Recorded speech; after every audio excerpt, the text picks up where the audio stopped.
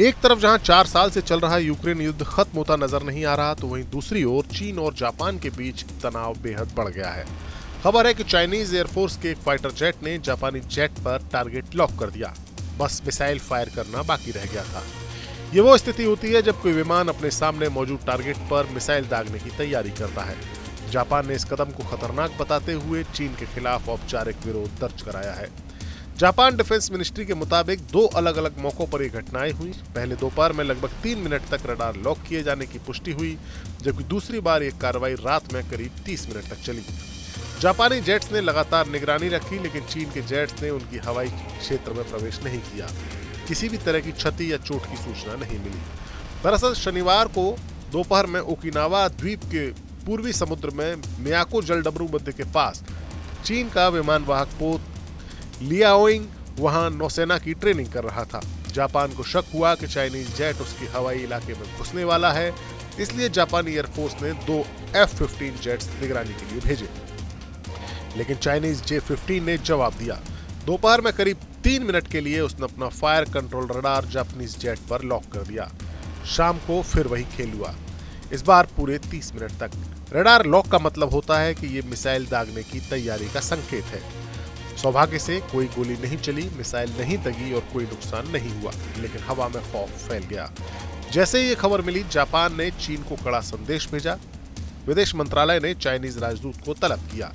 प्रधानमंत्री Sanae Takaichi ने कहा कि यह बेहद खेदजनक है और खतरनाक खतरा है। ये बेहद खेदजनक और खतरनाक हरकत है।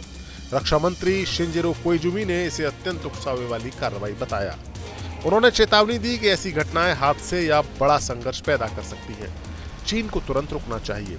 जापान ने कहा कि उनके जेट सिर्फ अपनी सीमा की निगरानी कर रहे थे। अमेरिका ने भी जापान का साथ दिया है। अमेरिकी राजदूत जॉर्ज ग्लास ने जापान को समर्थन दिया, लेकिन चीन ने इनकार कर दिया। चीन के प्रवक्ता ने कहा कि यह सब जापान का झूठा प्रचार है, हमारी ट्रेनिंग पहले से ही घोषित थी। जापानी जेट्स ने खुद दखल देकर खतरा पैदा किया। चीन ने कहा कि जापान को अंतर्राष्ट्रीय कानून का पालन करना चाहिए, वरना कार्रवाई होगी। विदेश मंत्रालय ने जापानियों को यात्रा की चेतावनी भी जारी की। ऊपर से जापानी समुद्री भोजन के आयात पर रोक भी लगा दी। चीन का तर्क है कि यह सब जापान की उकसावे वाली कार्रवाई का जवाब है।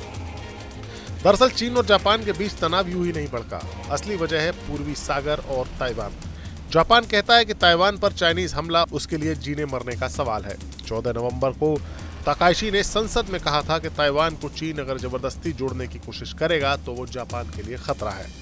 चीन ने इसे अपनी संप्रभुता पर हमला बताया। इससे पहले जून में भी ऐसा हुआ था। चाइनीज जेट्स जापानी विमानों के करीब आए थे। अब चीन ने फुजियन नाम का नया विमान वाहक पोत भी तैनात किया है। पूरा पूर्वी एशिया तनाव में है। ताइवान टेंशन में है। ऑस्ट्रेलिया सतर्क है। इस घटना का क्या असर पड़ेगा, ये दोनों देशों के रिश्ते खराब करेगी। जापान अमेरिका के और करीब आ रहा है और चाइना अपनी ताकत दिखा रहा है, लेकिन खतरा बड़ा है और अगर कोई हादसा हुआ तो जंग की आग लग सकती है। दुनिया देख रही है। कूटनीति से ही रास्ता निकल सकता है, लेकिन क्या दोनों देश बातचीत करेंगे, ये समय बताएगा। फिलहाल हवा में शांति का लौटना मुश्किल लग रहा है। Bureau report, news nation.